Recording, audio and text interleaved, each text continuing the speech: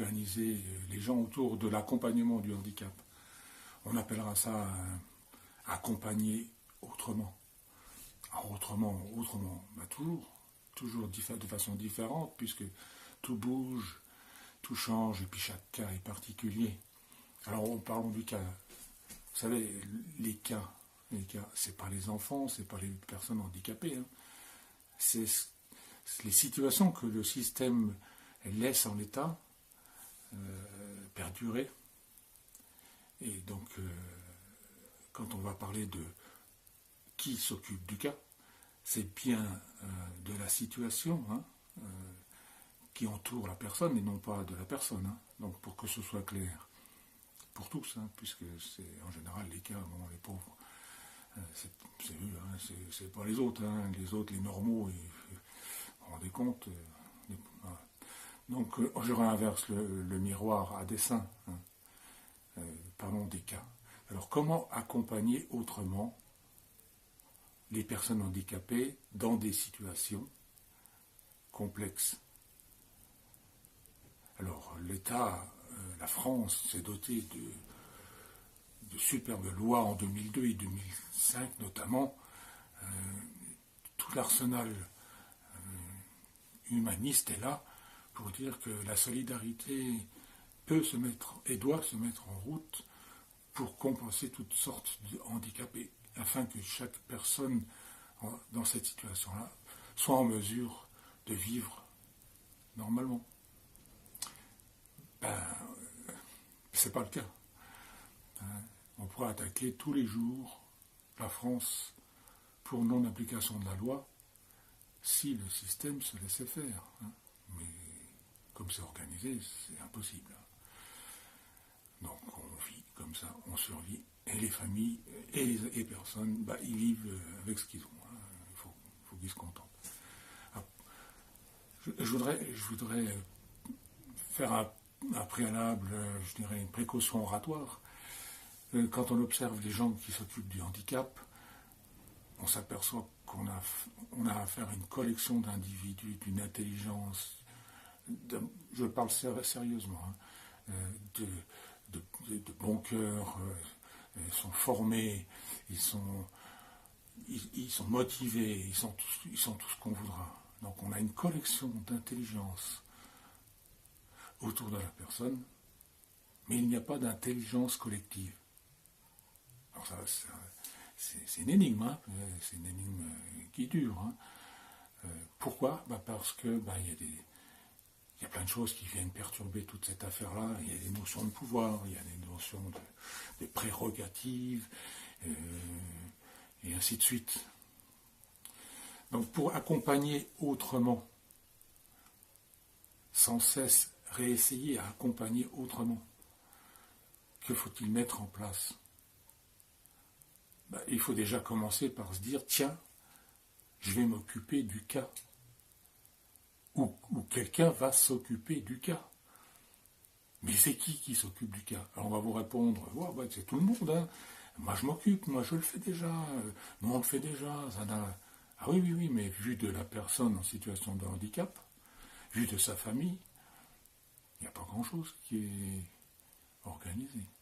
Alors je voudrais vous introduire 3 mots importants.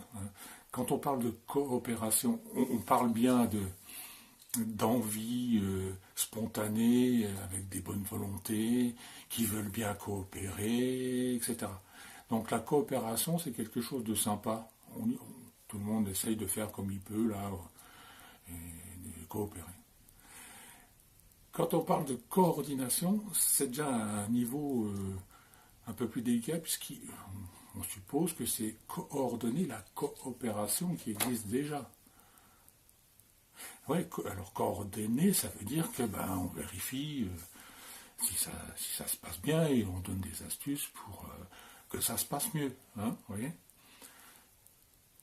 Mais quand ça ne marche pas, il y a un 3e mot qu'il faut introduire. C'est comment faire en sorte que ça se fasse ou que ça ne se fasse pas, ou que des actions mal adaptées ne se fassent pas, ou que des actions adaptées puissent se faire. Donc le mot qui va bien, c'est coercition. Ah mais ça c'est un mot qui a du mal à passer. Hein. On commence par de la bonne volonté, on essaye de s'organiser, puis après, bon, il y a quelque chose qui dit, mais maintenant il faut peut-être que ça se bouge. Alors, réfléchissons tous ensemble, quelle organisation, quel processus, quel système doit-on mettre en place?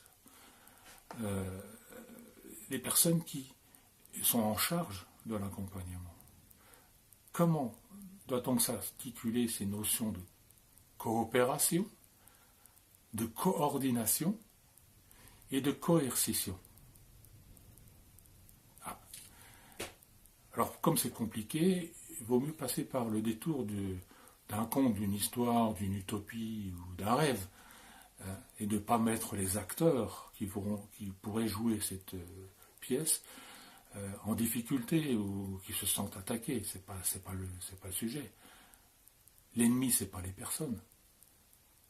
C'est le système collectif qui ne se met pas en place. Donc, ce ne sont pas les intelligences, l'ennemi. L'ennemi, c'est la non-intelligence collective. Une collection d'intelligence ne fait pas forcément une intelligence collective. Donc, pour travailler cet aspect-là, intelligence collective, il faut que tout le monde puisse partager le même imaginaire. Et se dire, ouais, maintenant, ah ouais, c'est bien ça, on va le faire, on a envie de le faire, ça va être mieux. Mais une fois qu'on a dit ça, il faut aussi après définir des rôles, choisir des acteurs pour ces rôles-là. Et dans les rôles, il y a les arbitres. La pièce se joue pas. Et si elle ne se joue pas, comment on la régule, comment on fait une boucle de retour pour dire, tiens, là, attention, là, il faut jouer là ou là. Eh bien, figurez-vous qu'en France, on a plein de rapports à droite et à gauche. Le dernier en date, c'est notoire, c'est le rapport Pifto, qui aboutit sur 131 recommandations, toutes aussi complexes les unes que les autres. Aucun de ces rapports-là n'aboutit à une organisation, à un processus unique qui pourrait s'adapter à toutes les situations. Personne ne dit, même en histoire, comment tout ceci pourrait se mettre en musique. Et je prétends qu'il est pourtant possible de le faire. Je travaille depuis 30 ans sur le sujet. Je dispose de toute l'explication possible d'un processus qui s'adapte à tous les cas, d'un processus qu'on peut décrire par des rôles et qu'on pourrait mettre en place pour tous les cas, pour qu'un accompagnement autrement puisse voir le jour et chaque jour revisiter s'il le faut. En matière de handicap, on n'a pas d'obligation de moyens ni de résultats. Je peux mettre 1 million sur la table et ça ne résoudra pas le problème de mon fils. Et puis, si je pouvais lui dire lève-toi et marche, je pourrais le faire. Donc un résultat, abracadabra. Non, nous n'avons pas d'obligation de résultat, nous n'avons pas d'obligation de moyens. Nous avons simplement un devoir d'essayer sans cesse, et de renouveler l'essai sans cesse, au travers d'une organisation et de principes établis, d'un processus, de rôles définis, respectant les acteurs, leur donnant des missions, pour que tout ceci devienne clair. Donc travaillons à une histoire commune pour que l'accompagnement puisse se faire autrement. Je suis à votre disposition pour en discuter autant qu'il faudra.